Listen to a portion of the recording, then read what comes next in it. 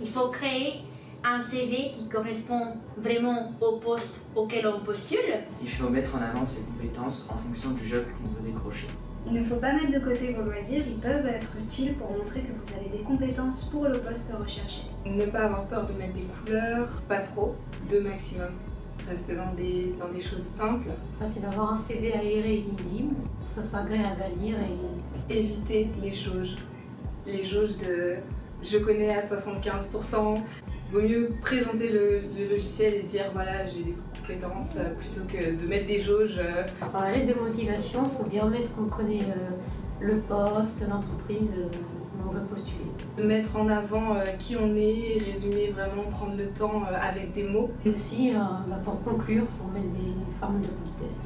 Il faut bien réviser la fiche de poste pour bien voir les missions qui sont demandées pour ce poste et être sûr qu'on a les compétences pour les faire. Il ne faut pas que la lettre de motivation. Est-ce que vous nous entendez? C'est bon, c'est bon.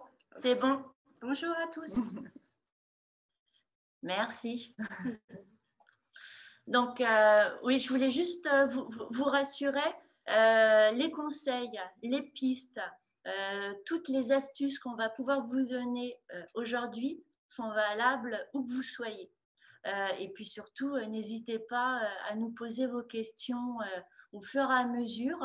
On préfère communiquer et répondre au fil de l'eau pour ce premier webinaire sur Twitch. Ok. Alors bon, je ne vais pas dire bonjour à tout le monde, mais voilà, Malsen, Jessica, Juju, Belle Delphine, CIDJ. Ah non, ça c'est nous. Alors je ne sais pas si vous connaissez le CIDJ. Le CIDJ est un centre d'information et de documentation jeunesse. Nous faisons partie d'un super réseau, le réseau InfoJeunes, qui est présent partout en France et dans les dom-toms. Surtout si vous êtes en région, rapprochez-vous de votre centre régional information jeunesse pour avoir des informations au niveau de votre département région. Sinon, vous pouvez nous suivre sur cidj.com, toute l'actualité. Et à partir d'aujourd'hui, nous ouvrons également le site spécial Job d'été, job au pluriel, -été.com, sur lequel vous allez retrouver les différents tutos, les agendas d'événements et également les offres, et sur lequel vous allez pouvoir participer au job dating. Est-ce que certains ont déjà commencé leur recherche? Est-ce que vous avez également peut-être des questions plus particulières à nous poser? N'hésitez pas. On a un œil sur l'écran. Il faut prendre rendez-vous obligatoirement pour venir rencontrer les conseillers dans les différents sites InfoJeunes ou au CIDJ. Non. Par contre, on vous demandera de prendre obligatoirement rendez-vous au moment des job dating pour rencontrer les employeurs. On parlera des domaines où il est mieux de postuler un peu plus tard. On aura des informations sur les sites où il faut postuler. Et on aura aussi un webinaire donc, le mercredi 28 avril à 14 h sur les secteurs qui recrutent.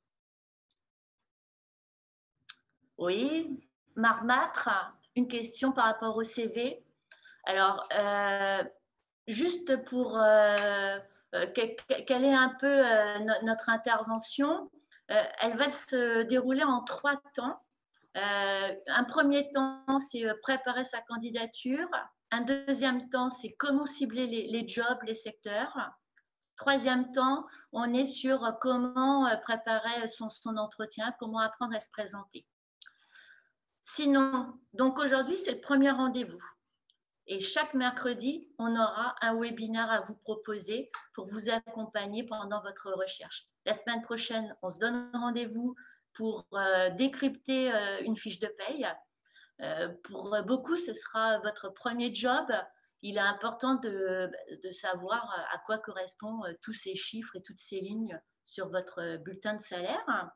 Et puis, nous allons également avoir un webinaire le 28 avril, le mercredi d'après, sur les secteurs qui recrutent, mais là avec un focus sur des régions pour que vous ayez des infos plus spécifiques pour savoir dans quelle région je peux postuler sur quel job, par exemple. Et puis, on terminera en super événement le 4, 5 et 6 mai, où là, ça sera consacré au job dating, des rendez-vous en ligne avec les recruteurs pour postuler directement au job que vous aurez repéré sur job-et.com. OK? Donc, ça fait de moi 1. Pour les deux, 1. Ouais, okay. Alors, on va quand même se présenter avant de commencer. Donc moi, c'est Elsa, je suis en service civique au CIDJ. Je termine en fait mon service civique aujourd'hui avec ce webinaire. Et on a Valérie. Et moi, Valérie, je suis conseillère au CIDJ. Vous pouvez me voir également en vrai si vous venez directement sur Paris. N'hésitez pas à nous dire que vous avez vu ou revu, parce qu'il est possible de visionner le live aujourd'hui, demain. Surtout, n'hésitez pas à vous reconnecter si vous avez l'impression d'avoir manqué le début ou pour réentendre nos super conseils. Donc, on commence. On va aussi présenter notre régie, donc les personnes qui s'occupent de tout ce qui se passe là sur le live. Donc, on a Pauline et Rémi. Bonjour tout le monde, on est cachés mais on est là. C'est nous qui parlons avec vous. Voilà, donc n'hésitez pas à poser vos questions, on essaiera d'y répondre en live, mais on aura aussi donc, une petite partie de questions-réponses à la fin du webinaire. Alors, première question, Marmat, est-ce qu'il faut un CV consacré à nos compétences job d'été? C'est-à-dire qu'on peut avoir un CV classique avec nos formations universitaires. Est-ce qu'on a fait par rapport à ça? Mais pour les jobs d'été, est-ce que c'est nécessaire d'étaler les compétences académiques ou il faut en faire spécialement orienté job d'été? Oui, c'est ce qu'on va voir dans cette première partie. Et à Paris, en ce moment, c'est dans le 15e arrondissement, donc au 101 quai Branly, à Bir Hakeim. Mais vous trouverez des centres d'information et de documentation partout dans les régions en France. Vous trouverez la carte de la France avec tous les CRIJ sur notre site Job d'été ou sur notre site cidj.com. À la rubrique « Nous rencontrer ».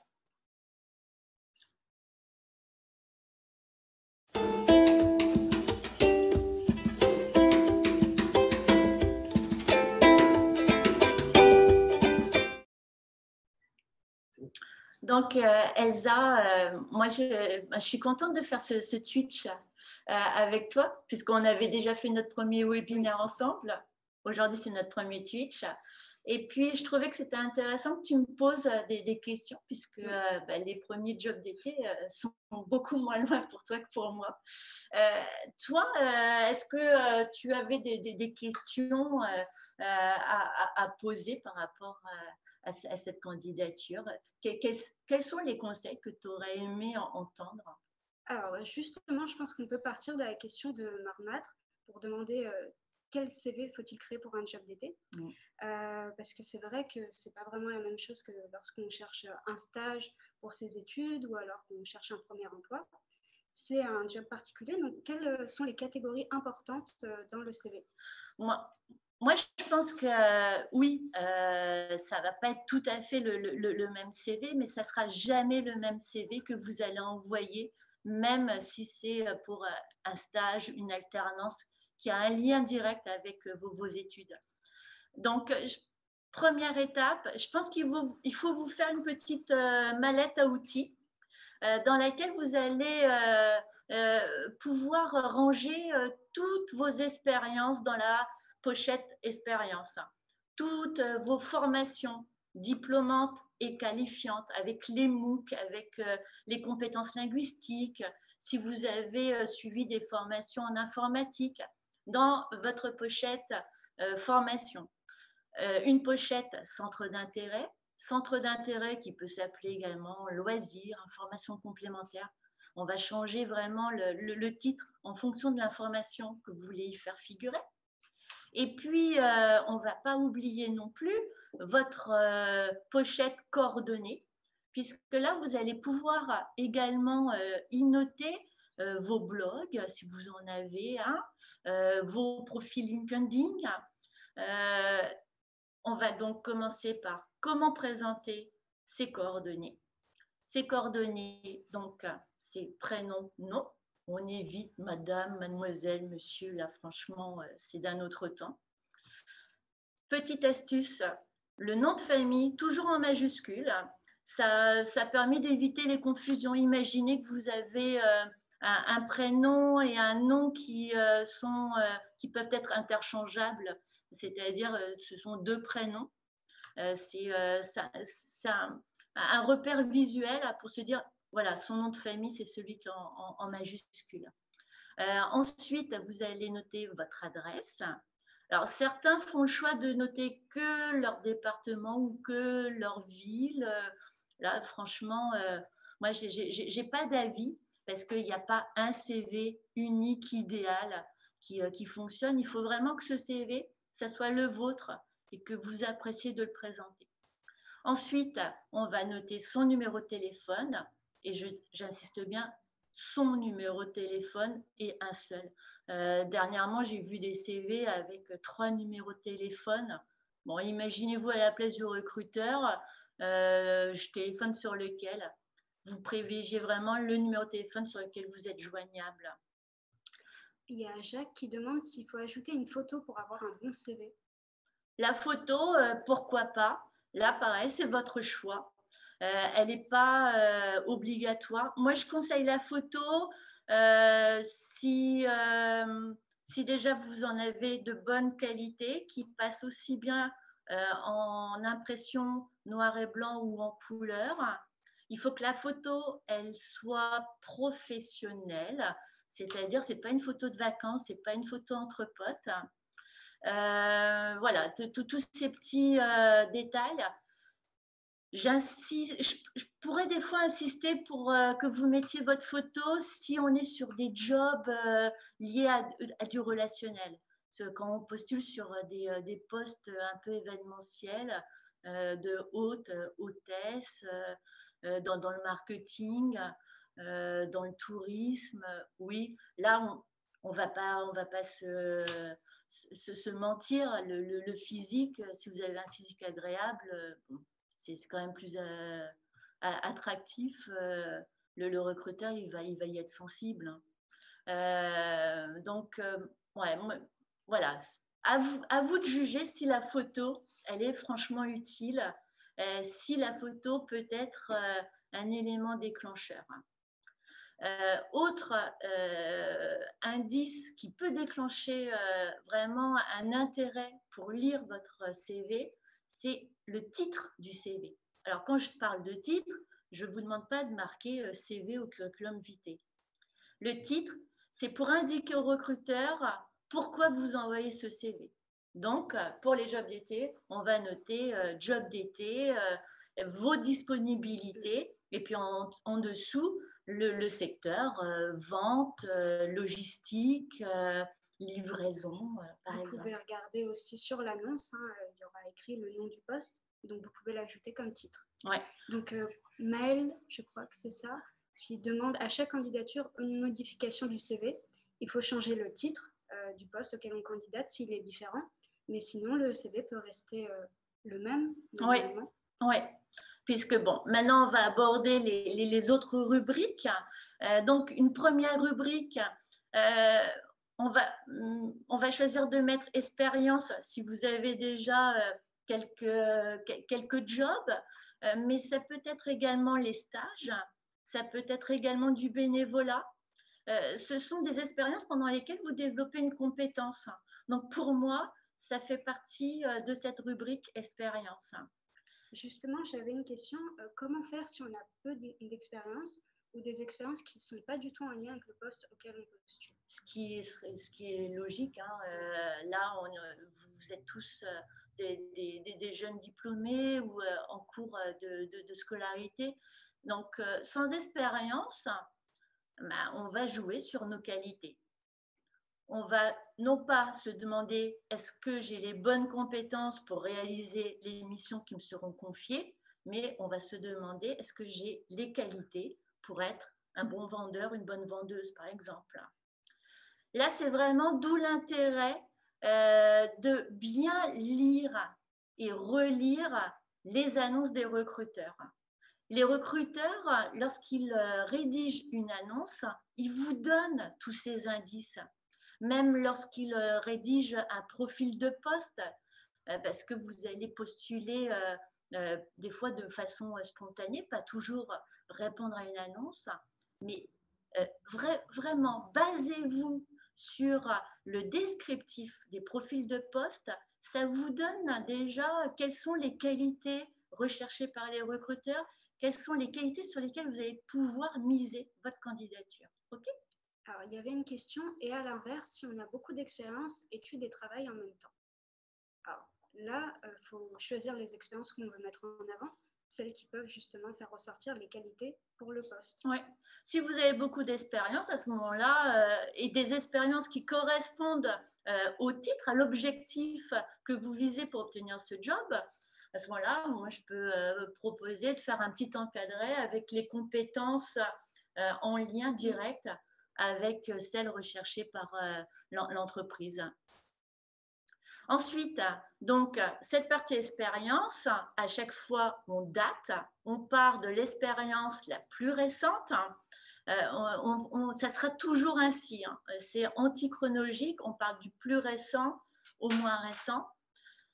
On décrit son expérience, donc c'est la date, du début à la fin. Si vous n'avez plus les dates exactes, c'est pas grave, ça peut être le mois et l'année, ou alors l'année et entre parenthèses la période, 1 mois, 2 mois. Ensuite, le poste sur lequel vous avez été embauché, le nom de l'entreprise, le lieu, et en dessous, vous expliquez sans phrase, mais je vous recommande de commencer par un verbe un peu dynamique, réaliser des inventaires, accueillir la clientèle. Voilà, c'est juste montrer que vous avez été actif pendant cette mission. C'est 2, 3, pareil, je n'ai pas de règle. Par contre, on ne va pas marquer 10 missions par poste. Essayez en plus à chaque fois d'être assez équilibré dans la présentation de vos expériences. Vous pouvez mettre 2 ou 3 missions par expérience. Ouais. Ça permet vraiment de voir ce que vous avez appris dans chacune de vos expériences, même si c'est un stage découverte, comme c'est demandé en commentaire. Oui, bien sûr, vous pouvez mettre votre expérience de stage de découverte. Qu'avez-vous fait pendant votre stage de découverte? Vous avez certainement été aux côtés d'un professionnel.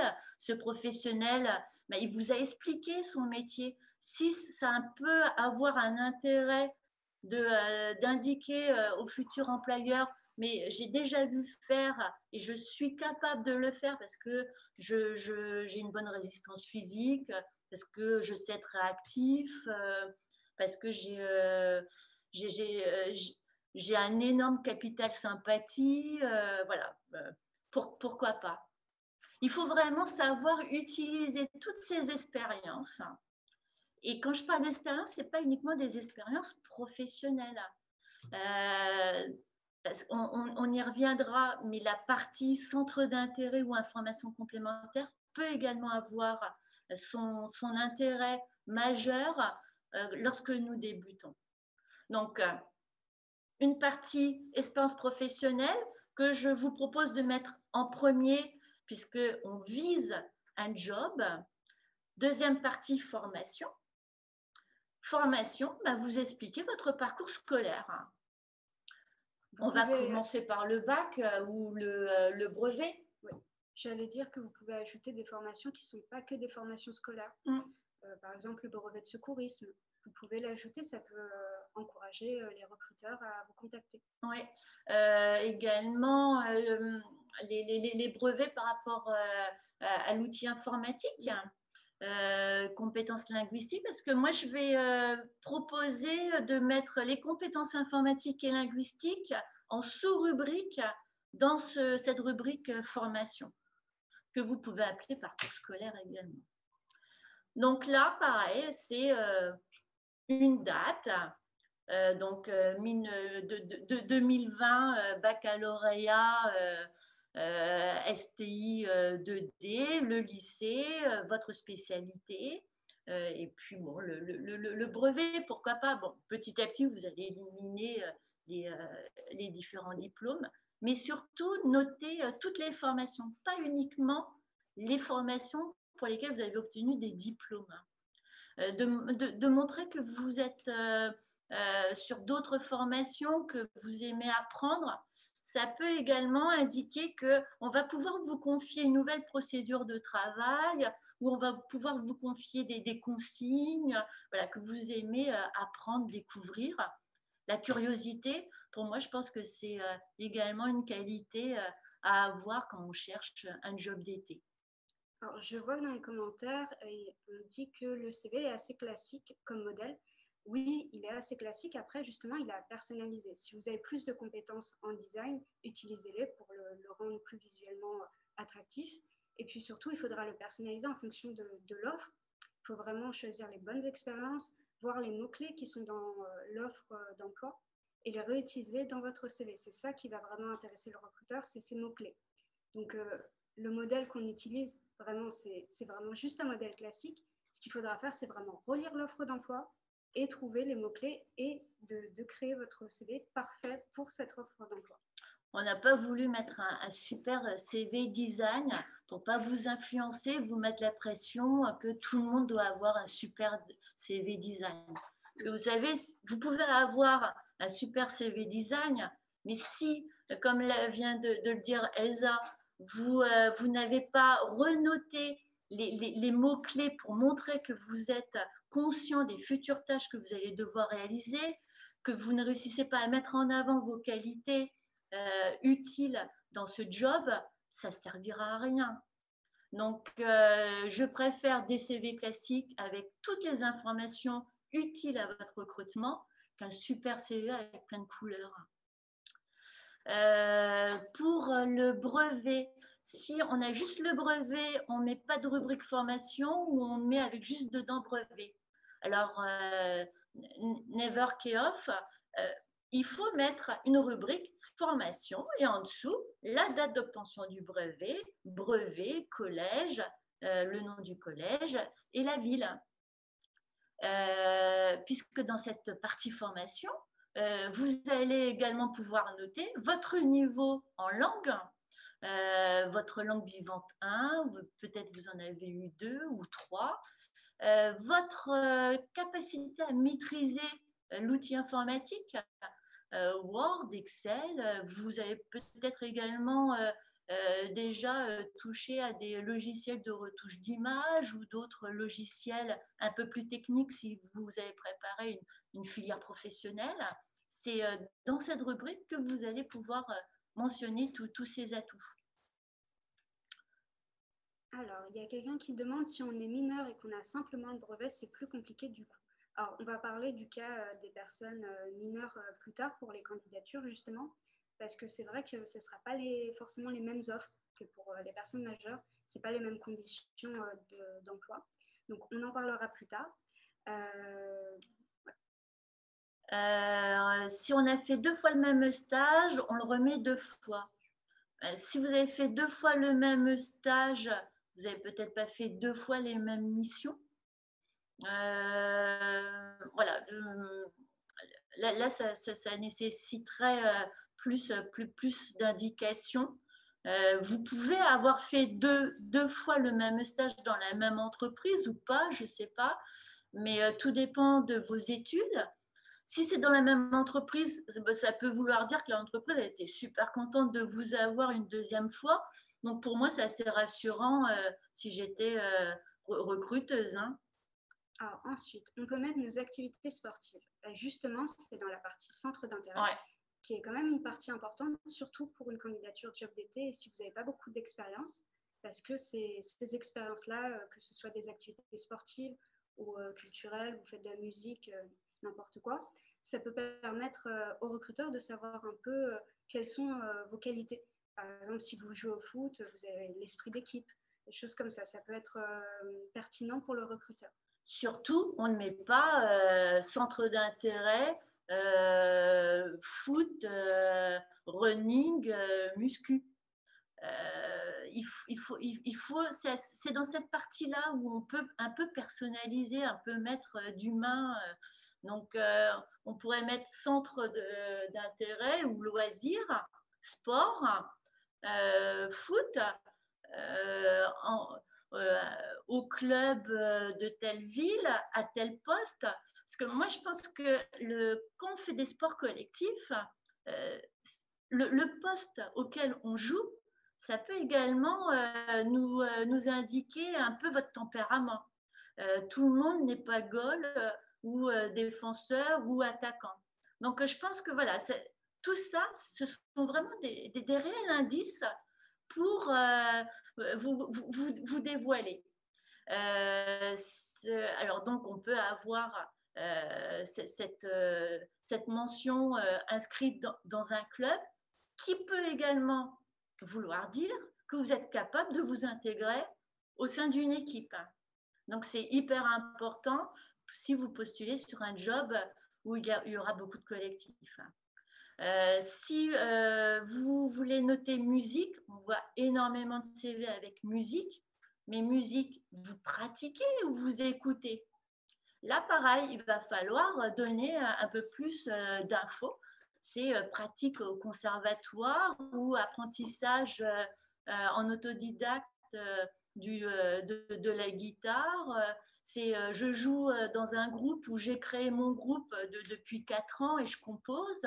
Voilà, il faut vraiment essayer de se servir de vos loisirs pour montrer qui vous êtes, de quoi vous êtes capable, parce que là, tout de suite, ça remplace toute cette inexpérience qu'a forcément tous les débutants. Hein. Par les centres d'intérêt, est-ce qu'on peut mettre une activité qu'on a fait pendant longtemps, mais qu'on ne pratique plus actuellement? Alors, Irungi, ça dépend de combien elle date. Voilà, mais oui, vous pouvez tout à fait mettre une activité que vous avez fait pendant longtemps, oui. Est-ce qu'il y a des activités à ne pas mettre? Je ne pense pas qu'il y ait des activités qui fassent peur. Après, si, moi j'ai un exemple où des fois je peux mettre en garde, ce sont des activités syndicales ou politiques. Certains jeunes peuvent être engagés dans des associations très marquées politiquement. Donc là, à voir si vous voulez vous afficher avec une couleur politique. Voilà, et toutes les informations que vous notez sur un CV, posez-vous la question si vous voulez qu'on vous pose des questions sur cette activité et voilà, ou si vous voulez que ça reste vraiment privé. Donc voilà, ça serait plus ce bémol par rapport aux activités. Mais oui, dans l'absolu, du moment que vous pensez que l'activité, elle vous reflète bien et qu'elle peut être intéressante, ouais. Je pense qu'on a fait. Cinéma. Pareil, cinéma, c'est comme pour la musique, hein, évitez de mettre cinéma. Donner également une info si c'est plutôt les films américains, si vous êtes plutôt cinéma d'animation ou si vous suivez un réalisateur. Vraiment, la rubrique centre d'intérêt, quand on est jeune, il faut vraiment avoir une certaine attention et elle peut vraiment faire la différence. Il faut vraiment la personnaliser du coup. Donc, je pense qu'on a tout dit pour le CV. On va montrer une vidéo qui récapitule un peu tout ça. Et après, on va passer à la lettre de motivation.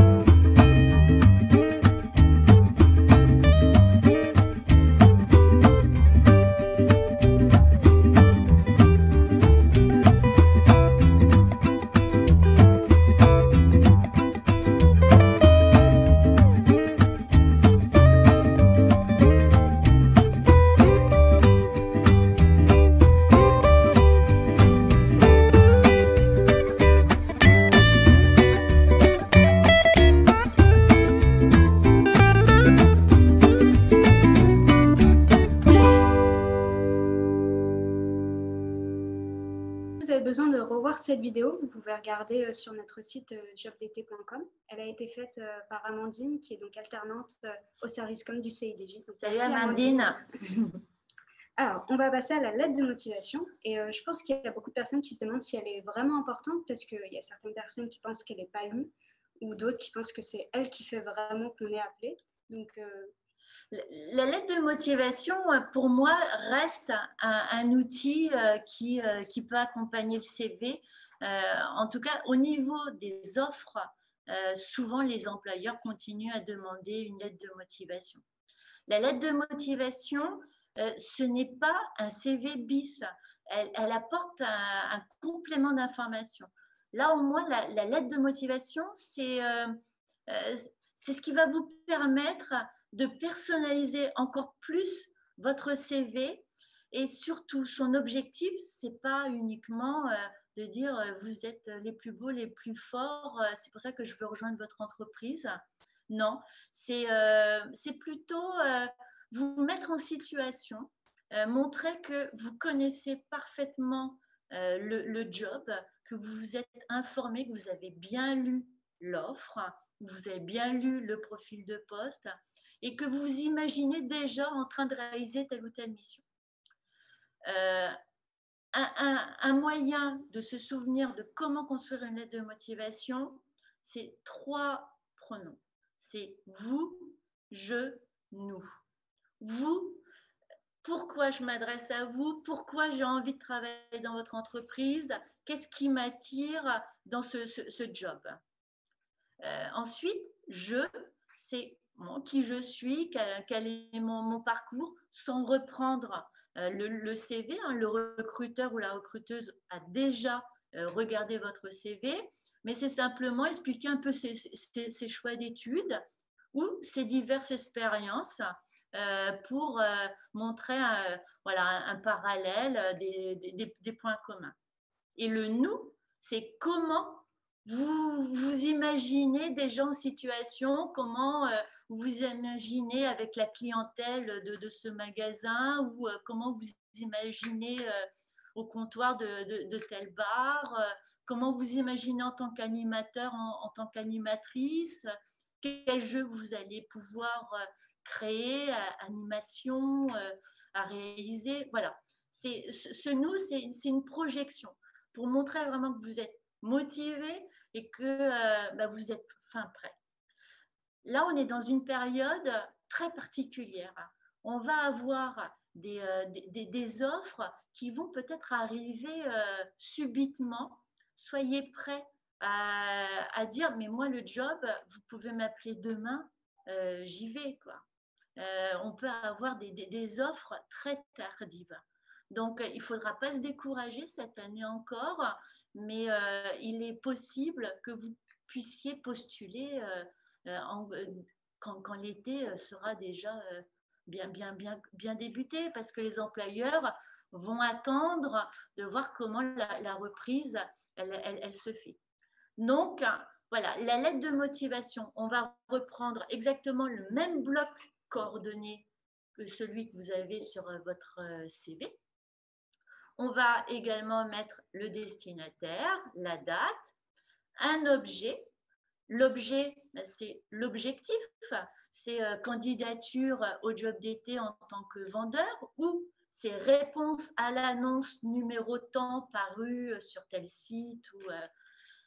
Et puis ensuite, c'est madame, monsieur, si vous ne savez pas à qui vous vous adressez, parce que ce n'est pas toujours noté sur les offres. Et puis voilà, 3 rubriques. Vous, pourquoi vous m'intéressez? Je, qui je suis? Quels sont mes atouts? Nous, comment je serais capable de vous satisfaire? Et on va terminer par une petite invitation en indiquant que vous êtes prêt à être reçu pour un entretien, pour expliquer plus vivement votre motivation, votre capacité à réaliser le job. Vous laissez la personne libre de vous proposer un rendez-vous en présentiel ou à distance. Et puis, vous terminez par une formule de politesse et ensuite la signature. Cette lettre de motivation, vous allez pouvoir la donner en main propre ou l'envoyer par mail. Ce que j'ai oublié de dire, c'est que le CV et la lettre de motivation, surtout, vous les enregistrez pas d'un simple CV .doc ou PDF. Hein. C'est CV, votre nom, votre prénom et peut-être le nom du poste ou la référence de l'annonce.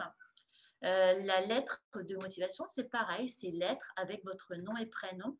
Ça permet aux recruteurs de pouvoir classer facilement vos pièces jointes. Si vous l'envoyez par mail, faites gaffe. Souvent, moi, les pièces jointes, je peux les oublier. Avant de cliquer sur envoyer, vous vérifiez bien que vous avez bien indiqué vos pièces jointes. Si vous répondez ou si vous envoyez votre candidature par mail, ne vous contentez pas d'envoyer 2 pièces jointes, mais accompagnez vraiment ces pièces jointes d'un petit message, un résumé. Bonjour, je me permets de vous envoyer ma candidature pour le poste. Vous pouvez également noter vos qualités, vos atouts que vous désirez mettre en avant. Et dans votre signature, vous notez votre nom, prénom et votre numéro de téléphone. Ça évite de devoir sans cesse rouvrir les pièces jointes pour savoir comment vous contacter par téléphone si on veut vous appeler très rapidement. Faites attention, hein. Le recruteur, il peut recevoir votre candidature et vous appeler dans l'instant s'il a un coup de cœur. Donc, le message du répondeur, il est sérieux, il est correct. On ne déconne pas, ce n'est pas un copain qui va vous appeler pour vous faire une farce. D'accord ? Est-ce que j'oublie quelque chose d'autre ? Vérifier les fautes d'orthographe. Oui. Ça, c'est un peu une évidence, mais c'est important de le rappeler, que ce soit dans la lettre de motivation, le CV, mais même aussi le mail où on envoie notre candidature. Il y avait quelqu'un qui demandait par rapport à la taille de la lettre de motivation, il faut que ça tienne en une page. Oui. Voilà. Pareil pour le CV, il faut qu'il tienne en une page. Et il y avait quelqu'un qui demandait aussi s'il fallait fournir des documents pour prouver les informations qu'on avait mises dans notre CV. Non, pas besoin. Par contre, c'est bien pour la lettre de motivation de reprendre les expériences que vous avez faites dans votre CV sans les redécrire, mais en prenant vraiment des exemples, en expliquant, j'ai fait par exemple mon stage dans une épicerie, j'ai pu faire telle mission, ce qui me prouve que je pourrais faire quelle candidate. Oui, tout à fait. Utiliser des exemples pour prouver que vous êtes capable. Oui, lors de mon précédent stage, mon responsable appréciait ma façon d'accueillir sa clientèle, ou je prenais plaisir à placer les cartes de fidélité. Moi, souvent, au départ, quand j'avais du mal à écrire une lettre de motivation, mais je trouvais une offre qui était très proche du job sur lequel je voulais envoyer une candidature spontanée, par exemple. Et je m'efforçais de répondre à une fausse annonce. Comme ça me guide dans le fait d'expliquer comment je pourrais réaliser telle ou telle mission. Dès lors que vous répondez à une annonce, on est bien d'accord, c'est une réponse. Donc, vous répondez. C'est-à-dire, vous reprenez l'annonce et presque point par point, vous apportez un élément, une information pour rassurer le recruteur que vous avez bien tel niveau en langue, que vous avez telle qualité, que vous avez tel niveau. S'il vous demande d'être mobile sur plusieurs départements, si vous avez une voiture ou un scooter à disposition, ou voilà. Vous répondez point par point. Là, vraiment, la lettre de motivation. Autant le CV, on peut avoir un CV de base et le modifier selon les annonces, selon les types de jobs. La lettre de motivation, à chaque fois, elle est unique. Alors, oui, des fois, vous allez vous répéter parce que dans votre caisse à outils, vous avez toutes les informations et dans cette caisse à outils, vous allez piocher au fur et à mesure des opportunités, les informations intéressantes pour le recruteur et pour ce job. Donc, à chaque fois, vous allez sélectionner les informations. Là, franchement, prenez le temps d'adapter, de personnaliser vos candidatures. Franchement, je préfère que vous envoyiez moins de candidatures plutôt que 500 fois la même, parce que ça rime à rien. Et là, oui, ça se sent quand on lit une candidature que si vous avez pris ce soin, si vous envoyez une candidature banale, c'est que vous n'êtes pas franchement motivé pour rejoindre mon équipe ou pour faire le job. On ne va pas se mentir. Donc, franchement, prenez le temps, faites-en moins, mais très bien. Et si vous avez du mal à vous repérer dans toutes vos candidatures, vous pouvez créer un petit tableau Excel en notant j'ai envoyé ma candidature tel jour pour cette entreprise. Vous pouvez noter aussi s'il y a le numéro de téléphone pour être sûr de reconnaître le numéro s'il vous appelle.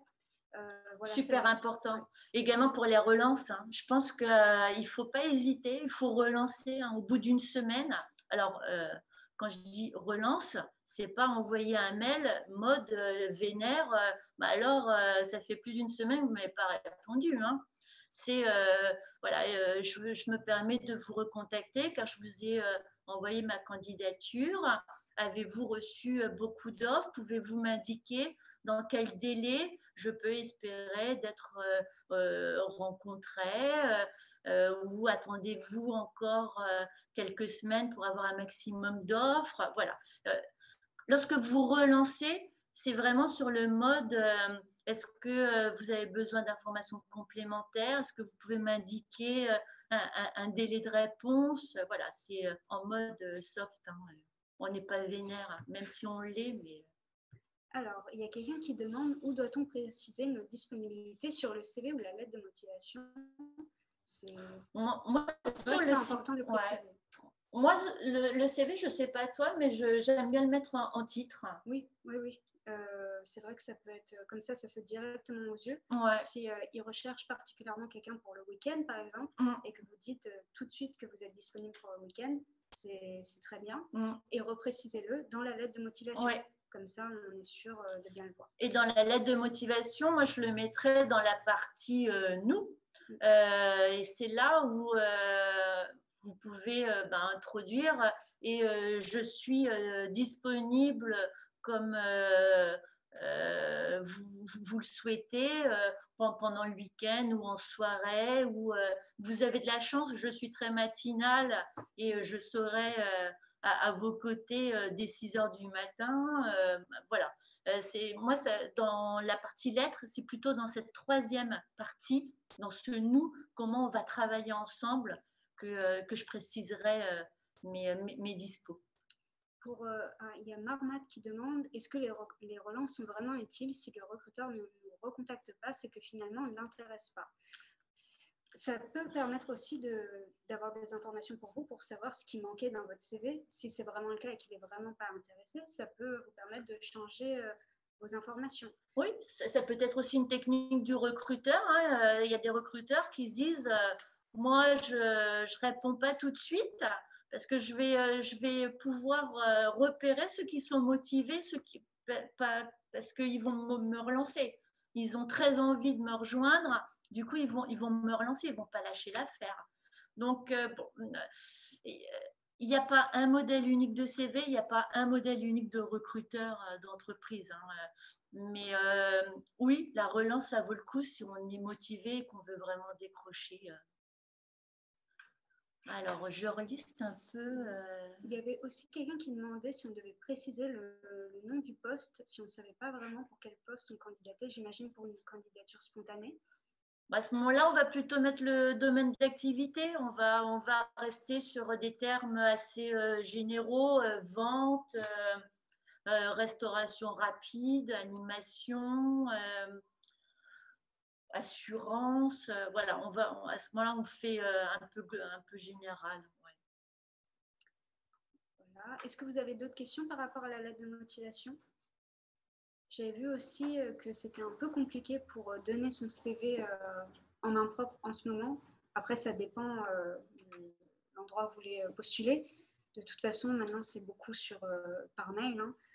Mais c'est vrai que pour certains domaines, c'est encore demandé. Moi, dès qu'un certain nombre d'établissements vont rouvrir, alors je ne vous dis pas dès le premier jour, vous sautez sur l'occasion. Les restaurateurs auront certainement d'autres affaires à régler ce premier jour, mais vous pouvez repérer autour de chez vous les lieux qui vont rouvrir et un jour, lorsque vous avez repéré qu'il n'y a pas trop d'affluence, qui peuvent avoir le temps de vous recevoir, de vous écouter, ça vaut le coup d'aller se présenter et de leur dire, ben, voilà, si vous êtes dans l'urgence, vous avez besoin de quelqu'un, vous savez que moi je suis dispo, voici mon CV avec mon numéro de téléphone, j'habite pas loin. Le fait de ne pas habiter très loin, ça peut être également un atout. Le recruteur peut se dire, bah, tiens, oui, je peux l'appeler rapidement, voilà, s'il est dispo. Donc, moi, je vous recommande de continuer dans cette démarche, de déposer un CV, d'aller rencontrer les personnes qui travaillent dans les entreprises que vous avez repérées, dans les commerces de proximité. N'y allez pas et simplement donnez votre CV. Là, par contre, préparez bien une phrase. Comment vous allez vous présenter. Il ne suffit pas de donner votre CV. Vous allez dire bonjour, je me permets de vous déposer mon CV juste pour vous indiquer que je pourrais être dispo si vous avez un besoin. Voilà, je serai capable de renseigner sur vos produits parce que je suis client dans votre magasin. Voilà, trouvez comment vous allez vous présenter et toujours en mettant en évidence que vous connaissez les futures missions qui vous seront confiées, que vous avez les qualités pour être vraiment une super recrue. Alors, maintenant qu'on a fait notre CV, notre lettre de motivation, il faut savoir à qui on va l'envoyer. Donc, c'est notre deuxième partie, viser quel job. Alors,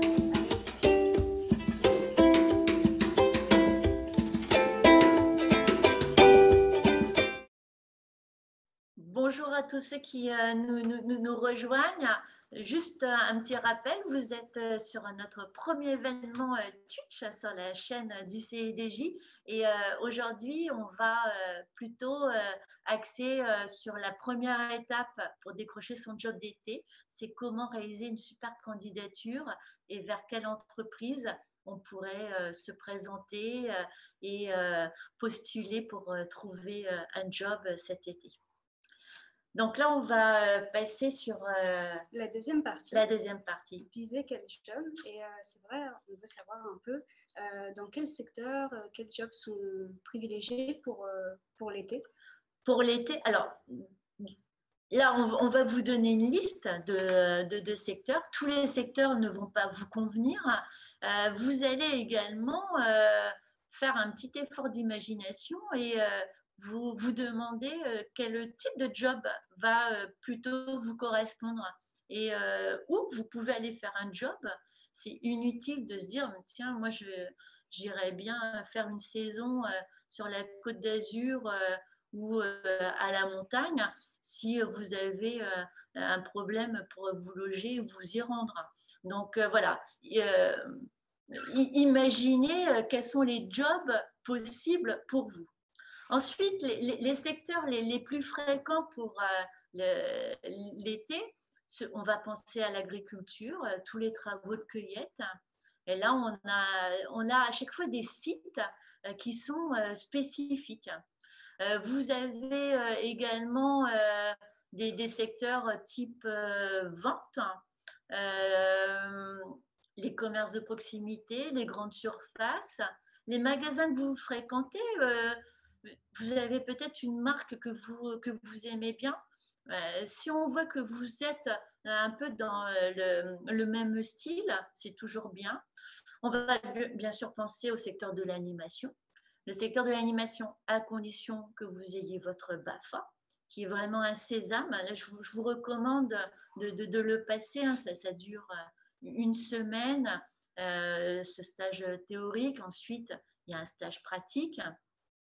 Alors, il faut savoir que dans l'animation, des fois, il y a des postes qui ne nécessitent pas d'avoir son BAFA. Si vous êtes plutôt côté logistique ou à la cuisine, voilà, tous les postes ne vous demanderont pas d'avoir obligatoirement le BAFA. On pense à l'animation. Alors, les mairies sont des interlocuteurs puisque avec votre mairie, vous pouvez avoir une aide au financement pour passer votre BAFA et réaliser votre stage pratique. Là, c'est quand même assez cool de travailler dans sa mairie et puis d'avoir en plus cette aide pour le BAFA. Vous n'avez pas à chercher de recruteur. Là, c'est franchement l'idéal. Vous pouvez également penser au séjour linguistique si vous avez un bon niveau de langue. Là, en plus, c'est sympa d'accompagner un groupe à l'étranger.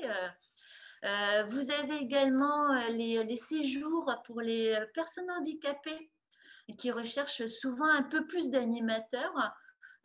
Donc, ça peut être également une autre piste au niveau des sites. Bon, surtout là, au fur et à mesure, il y a Rémi et Pauline qui vous indiquent dans le chat des sites très spécifiques par rapport à chaque secteur, en plus de notre site internet job au pluriel-et.com. Donc, n'hésitez pas à varier vos différentes sources pour trouver les offres. Vous avez les sites généralistes, job-et.com, le Pôle emploi, les sites de la mairie, du conseil régional, le site de votre CRIJ et les sites par secteur. Ensuite, l'animation, on va directement penser également au sport. Vous pouvez également encadrer des stages sportifs si vous êtes là membre actif d'une fédération. Alors, il y a quelqu'un qui demande, quand on postule à une mairie, on ne peut pas précisément marquer quel domaine nous intéresse. À la mairie, là pareil, je pense que si le secteur animation ne vous intéresse pas, ça serait bien peut-être de prendre contact avec un des élus de la mairie qui s'occupe un peu plus du domaine emploi économique pour lui demander des conseils. Un premier contact vraiment sur le mode « je suis jeune, j'ai besoin de quelques conseils pour adapter ma candidature. Est-ce que vous avez des pistes par rapport aux entreprises implantées sur ma commune ou au sein de la mairie ?» Là, dans un premier temps, oui, il y a une étape, je m'informe. Si vous êtes intéressé par le secteur de l'animation, prenez contact soit avec la structure Info Jeunes de votre mairie ou avec le service jeunesse.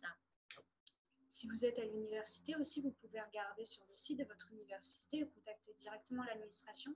Ils recherchent souvent des vacataires pendant l'été pour remplacer les personnes qui partent en congé.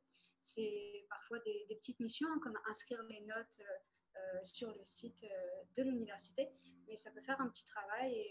Et puis pour la rentrée également, oui. Souvent…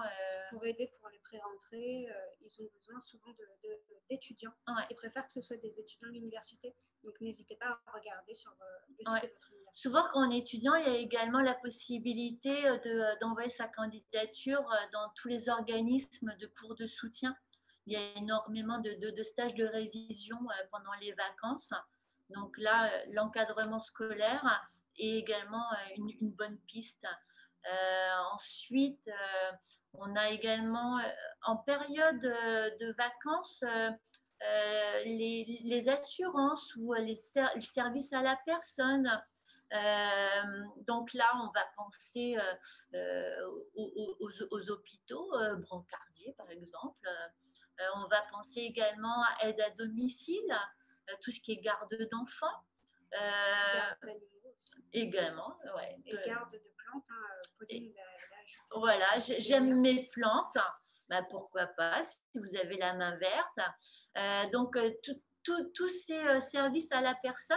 Ce qui me fait penser également, vous pouvez, si vous ne trouvez pas de job, c'est proposer vos services en mettant une petite annonce chez le boulanger, poissonnier, le primeur du coin, que vous êtes dispo pour aller arroser les plantes ou faire un peu de ménage ou aller faire des courses. Des fois, il y a des personnes qui recherchent le temps des vacances de leur aide à domicile, par exemple. C'est important quand vous recherchez un emploi d'en parler autour de vous, même dans les petits commerces, justement, même à votre boulanger, votre poissonnier, vous pouvez leur dire que vous cherchez un emploi et c'est ça aussi qui vous permet d'agrandir votre réseau. Peut-être que comme ça, vous trouverez un petit travail près de chez vous. Si vous avez déjà une voiture, parce que souvent là, il faut se déplacer, mais souvent sur les autoroutes, au niveau de l'entretien des aires d'autoroute ou pour travailler dans la station-service, où il y a également des lieux de restauration sur les aires d'autoroute, souvent ils ont pas mal d'offres pendant l'été. Vous pouvez également, alors ça dépend de la région où vous habitez, mais repérer tous les lieux où il y aura forcément plus de tourisme, les lieux de passage. Là, c'est pareil, vous pouvez proposer votre candidature. Donc là, surtout, regardez bien le chat. Pauline et Rémi envoient régulièrement des sites vraiment dédiés par secteur. Vous avez également donc tout ce qui est transport. Alors, dans transport, c'est également tout ce qui est manutention, logistique. Ce n'est pas uniquement faire livreur ou coursier. Bien que même si vous n'avez pas votre permis, de plus en plus, dans les grandes villes, on a des services de livraison à vélo.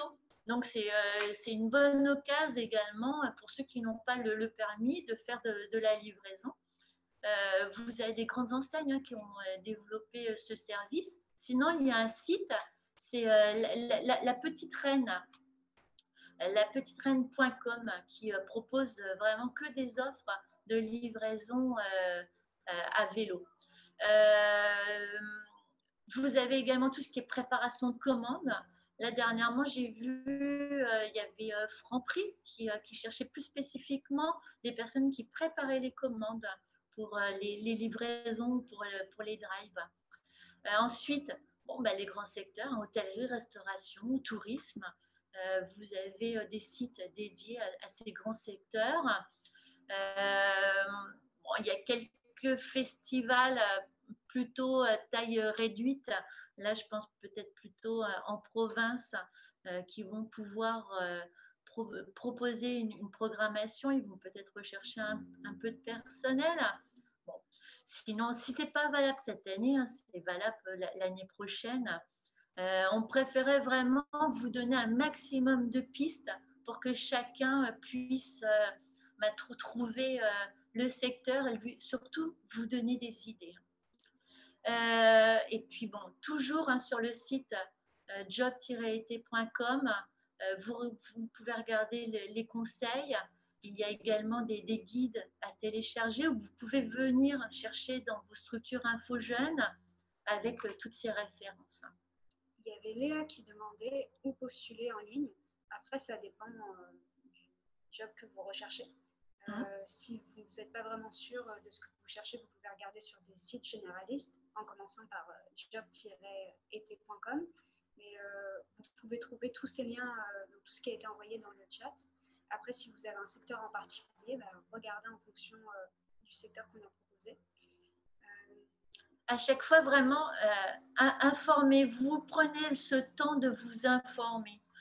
Parce que sans ces indices, vous n'allez pas réussir à vous projeter, à vous positionner.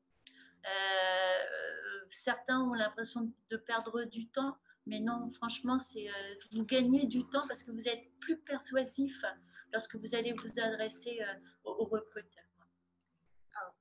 Tout à l'heure, on me demandait si on pouvait candidater quand on était mineur, quand on avait moins de 18 ans. Ça dépend du poste. Ça dépend du poste. Dans les débits de poissons, dans les lieux où il y a des produits chimiques ou des travaux en hauteur, non, il y a des restrictions pour les mineurs.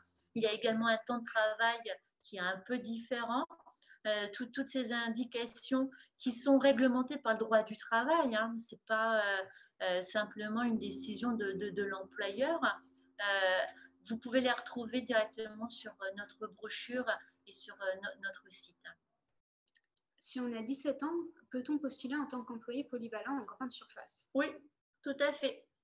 Alors après, tout dépend de votre parcours scolaire, hein, mais oui, à 17 ans, travailler dans une grande surface n'est absolument pas interdit. Et, oui, c'est une possibilité. Auriez-vous des sites ou autres pour aider à la rédaction de la lettre de motivation? La lettre de motivation, c'est votre motivation. Comment vous allez réussir à en parler? Faites-vous confiance. Posez-vous la question pourquoi je suis capable de répondre à cette annonce ou qu'est-ce qui m'attire dans ce job. Surtout, décomplexez-vous, parlez simplement pourquoi vous allez être une bonne ou un bon candidat. Et puis, les conseillers au CIDJ ou aux BIJ, aux PIJ, aux CRIJ, les plus proches de chez vous, nous sommes là pour ça. Venez nous montrer vos lettres. On sera ravis de pouvoir vous aider à les développer ou à vous rassurer sur oui, vous faites bien comme vous l'avez fait. Alors, s'il n'y a pas d'autres questions, voilà, justement, on va passer à la troisième partie, apprendre à se présenter, donc qui va parler des entretiens. Donc, on y va.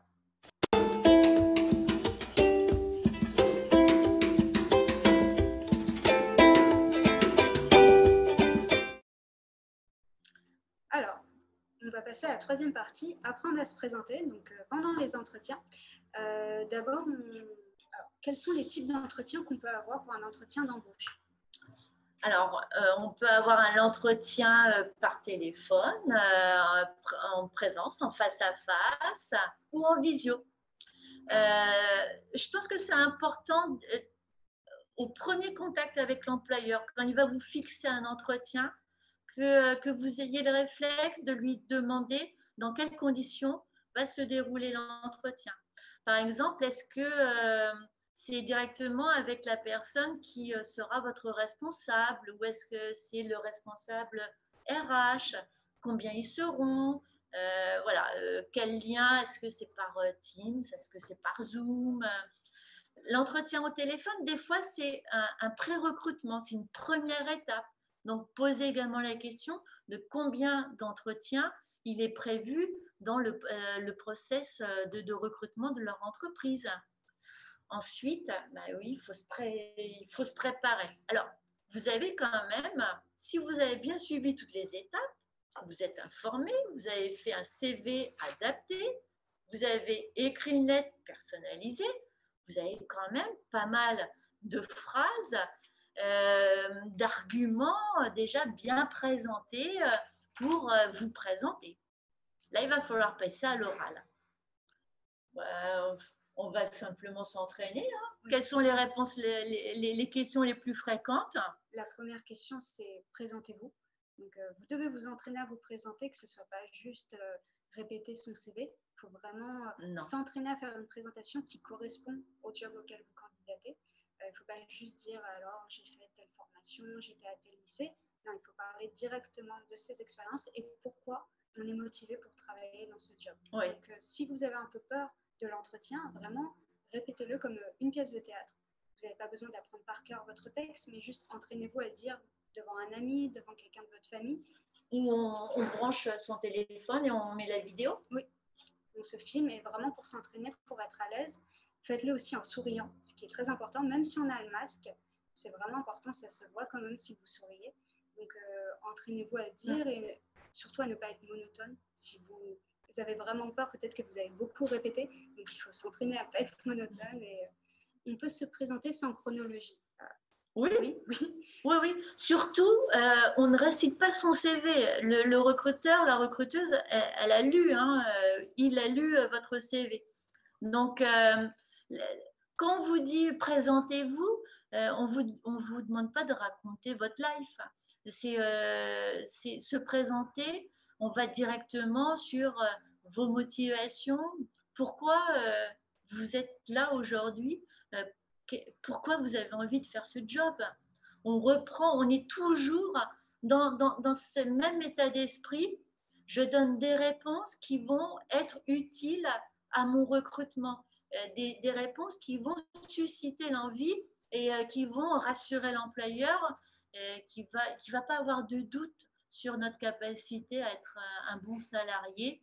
Parce que les job dating, c'est particulier, hein. On vous recrute sur 1 mois, 2 mois, donc on ne va pas prendre 1 mois pour vous former. Donc c'est ça également que le recruteur il veut évaluer pendant cet entretien. C'est vraiment votre savoir-être. Les réponses, elles sont importantes, mais il veut vous voir également en vrai, parce que quand il voit un CV, même s'il y a votre photo, il ne vous voit pas bouger, il ne vous voit pas être en situation de répondre, d'écoute dans un entretien. Ce n'est pas simplement un recruteur qui pose des questions, c'est un échange.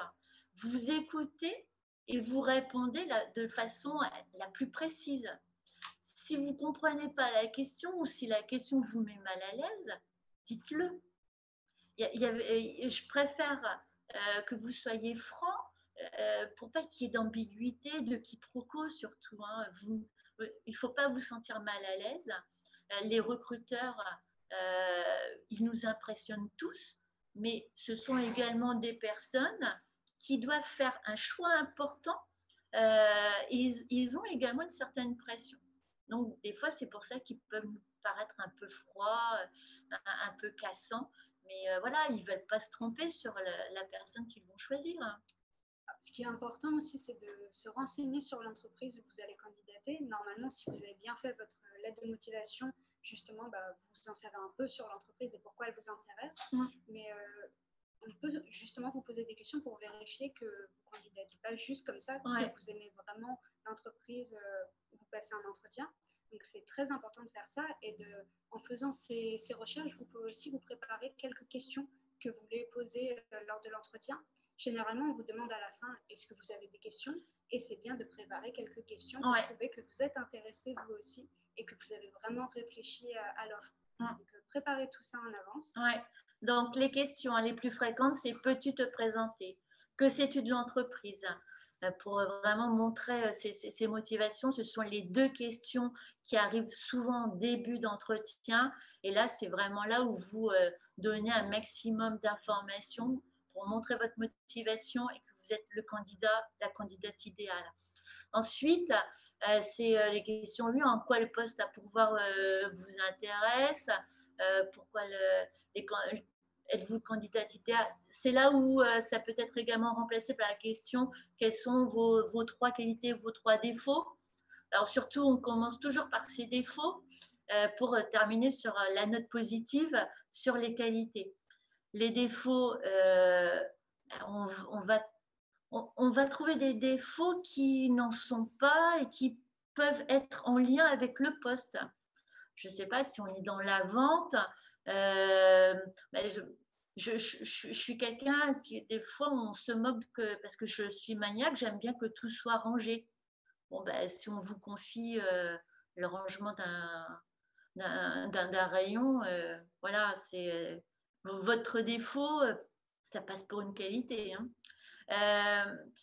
Ça n'a pas réellement une importance primordiale. C'est plus pour mesurer si vous avez bien repéré qu'est-ce qui est important comme savoir-être pour occuper ce job.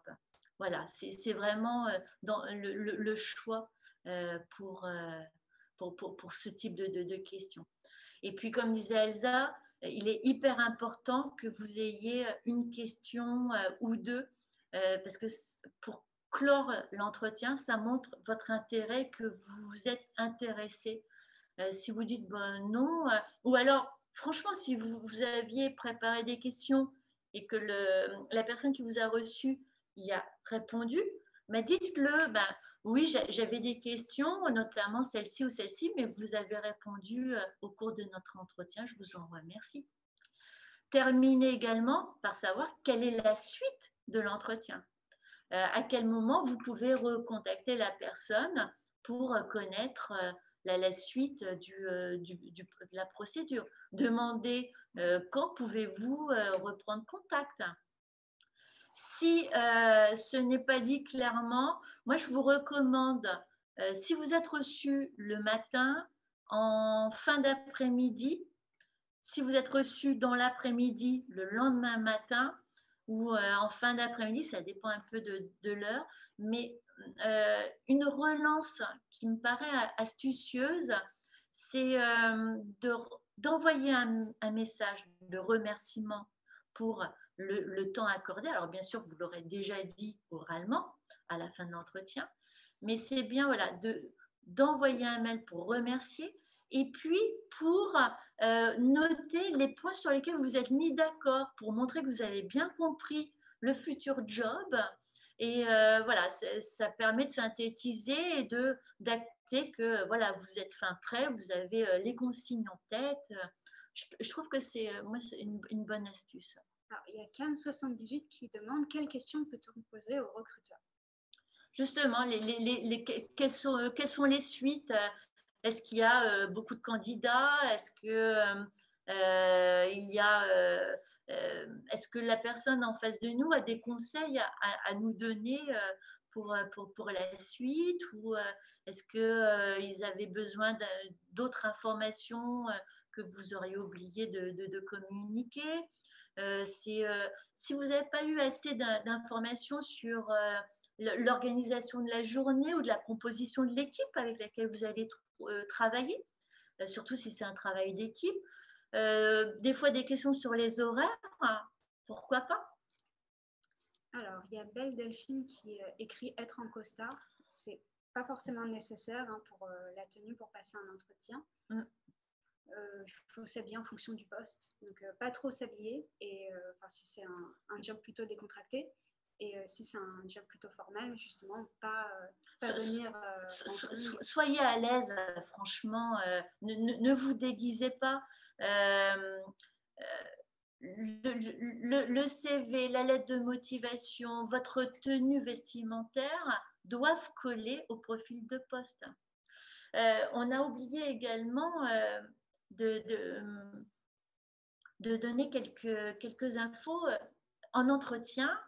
On vous pose des questions, vous répondez, vous posez des questions, mais il y a également la façon de les poser, ces questions, l'intonation, le sourire, on en a parlé, mais c'est également comment vous vous tenez sur votre chaise. On ne va pas se tenir au bord de la chaise et donner l'impression que vous n'avez qu'une envie, c'est de fuir et de vous lever, partir en courant.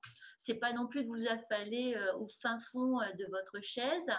Évitez de jouer, surtout avec ces stylos où ils font du bruit, parce que franchement, c'est agaçant. Évitez de faire des mimiques, des tics, de vous toucher trop le visage. Essayez. Alors, il y a... plusieurs personnes ne seront pas d'accord avec moi, mais sur le fait de croiser les bras. Pour certaines personnes, c'est un signe que voilà, vous protégez, vous n'allez pas au-devant des autres. Bon, des fois, c'est simplement voilà, se donner une certaine stabilité. Pensez voilà, à tous ces tics au niveau de ce que votre gestuelle pourrait trahir. Les types de langage aussi. Voilà, oui, comme moi. Souvent, je dis voilà, par exemple. Oui.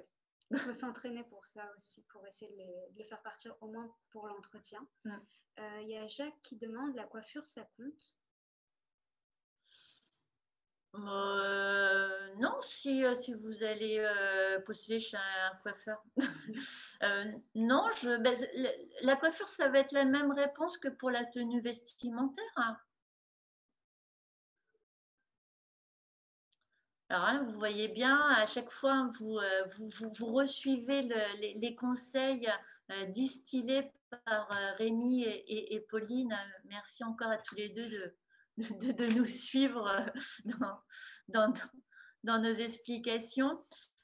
N'hésitez pas à revoir le webinaire, hein, il sera en ligne. Et bon, là je vois qu'il y a toujours du monde qui nous rejoint. Ceux qui nous rejoignent, bon, on arrive à la fin du webinaire. Surtout, n'hésitez pas à reprendre dès le début parce que je vous assure, il était franchement bien ce webinaire. Merci beaucoup à toutes les personnes qui nous suivent, hein, même encore maintenant. Donc, n'hésitez pas à poser vos questions, hein, on est là pour ça. Est-ce qu'on aurait oublié quelque chose? Je ne sais pas. Rémi, Pauline, est-ce qu'on a oublié quelque chose? Non, là, il nous reste à présenter tout ce qu'on peut trouver sur Job d'été. Voilà. Alors, il y a Kéline qui demande « Bonjour, je viens juste d'arriver, j'aurais juste une question. Que conseillez-vous aux gens qui habitent dans des petites villes où les jobs se font plus rares, surtout en cette période ?» Dans les petites villes, à ce moment-là, c'est peut-être avoir une démarche de prospection. Qui dit petite ville, on va faire peut-être fonctionner le réseau. N'hésitez pas à parler de votre recherche aux voisins, chez le boulanger, que vous êtes capable de faire ça ou ça, vous avez telle compétence, est-ce qu'ils ont des connaissances, est-ce qu'ils ont des pistes, voilà, repérez tous les lieux où vous seriez susceptible de pouvoir vous présenter et soyez prêts dès qui vont rouvrir. Voilà. Là, on est vraiment dans une relation de proximité. Jouez sur cette relation de proximité, de confiance. Vous êtes quelqu'un du coin, vous allez connaître les clients, vous allez connaître ce qu'ils font, vous connaissez la ville. Donc là, voilà, on va mettre en évidence d'autres intérêts, d'autres atouts dans votre candidature. Alors, merci à tous, hein, toutes les personnes qui nous disent merci. Alors, spéciale dédicace au daron du 17. Alors, vous pouvez toujours nous poser vos questions. Surtout, regardez les tutos que vous allez pouvoir visionner. Ils sont super. On ne les a pas tous passés. Il y a vraiment des grands moments de cinéma. Franchement, le site www.job.com, il a été fait pour vous. On y a passé beaucoup de temps pour que vous puissiez trouver un maximum d'informations et que vous soyez un maximum en confiance pour décrocher ce job, que vous n'ayez pas du tout ou peu d'expérience. On a tous débuté ainsi. Personne n'est né avec un CV rempli, hein. Même les recruteurs, hein, vous inquiétez pas. Mais ayez confiance en vos capacités et en vos qualités surtout. Et visez juste le job qui va vous motiver. Il vous apprendra plein de choses, même s'il ne correspond pas à vos études. C'est pas un frein.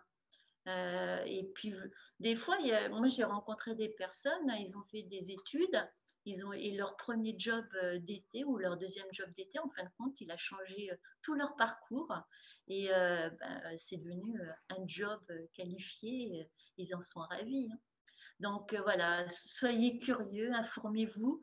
Surtout, n'hésitez pas à venir nous rencontrer, nous poser des questions, parce que bon, là, on a essayé de donner un maximum, mais on n'a pas pu personnaliser, individualiser chacune de nos réponses à tous ceux qui nous ont suivis pendant ce premier événement Job d'été. Venez nous rencontrer, là vraiment on va pouvoir discuter ensemble et personnaliser vos candidatures. Vous venez avec vos brouillons, hein, avec un CV, une lettre de motivation pour qu'on puisse travailler vraiment sur déjà quelque chose un peu de construit. Si vous habitez à Paris, autour de Paris, n'hésitez pas à venir directement au CIDJ, donc du mardi au samedi. Alors, vérifiez, parce qu'avec les conditions En ce moment, sanitaires, c'est jusqu'au vendredi. voilà. Du mardi au vendredi de 13h à 17h. Vous pouvez apporter votre CV, votre lettre de motivation et elle pourra être lue par un conseiller. Et puis surtout, connectez-vous sur Cet été je taffe et le site dédié job-été.com. Vous retrouvez les conseils, mais vous retrouvez également en temps réel toutes les offres déposées par les employeurs. Donc là, ça vous permet déjà d'avoir quelques pistes de secteurs et de profils de postes sur lesquels il est possible de commencer à postuler. Là, ces derniers temps, je revois pas mal d'annonces de jobs. Ça va se débloquer petit à petit. Il y a Marius qui demande, j'ai une question en job d'été, on a le droit de le faire en industrie? Oui, tout à fait. Oui, en industrie, on a également des compétences qui peuvent correspondre à des personnes qui n'ont pas forcément de compétences professionnelles. Il y a des bureaux, il y a des emplois un peu d'e-support. Donc oui, et puis bon, vous avez peut-être entrepris une filière, un baccalauréat professionnel ou technologique.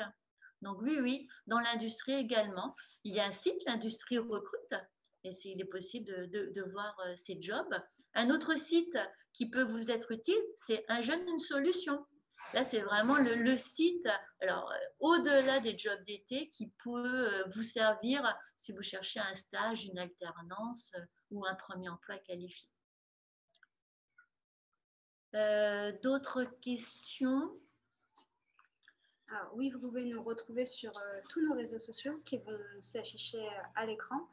On va bientôt débuter avec Job d'été sur TikTok. Donc, rejoignez-nous sur le compte du CIDJ sur TikTok. Et puis, on vous donne rendez-vous pour un super challenge TikTok après les job dating.